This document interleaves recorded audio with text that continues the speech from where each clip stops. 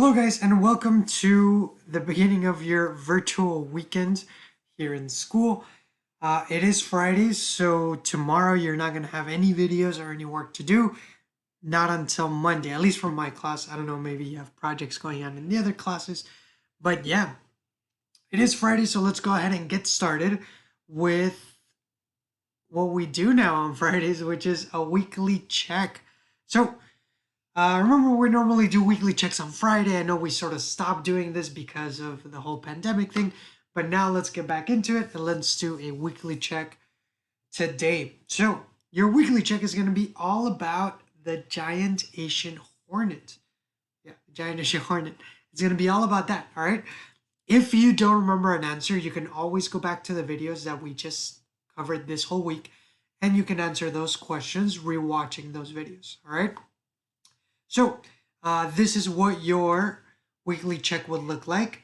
You will have 10 questions. I need you to write down just the answers. You don't have to write down the entire question. Don't worry about that. But these are the 10 questions. Number one, what is the scientific name of the ancient giant hornets? There's a scientific name for it. Number two, where did the Asian giant hornet come from? Number three, in what part of the United States has the Asian giant hornet been found? Number four, why will the Asian giant hornet be a problem in the US? Number five, why are bees important? Number six, how do honeybees in Japan and China defend themselves from the hornets? Number seven, can honeybees in the United States defend themselves in the same way? Number eight, what should you do if you see a giant Asian hornet alive? Number nine, how are experts trying to deal with the giant Asian hornet? And number 10, you can't really see it. Hold up. There it is.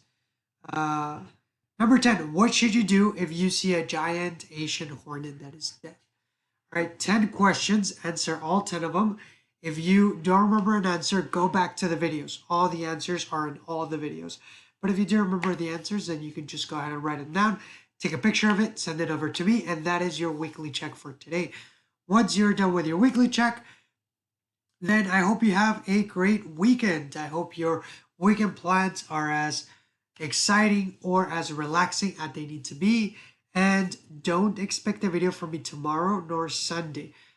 Your next video will come all the way until Monday. All right. Thank you so much for sticking through with me this week and have a great weekend.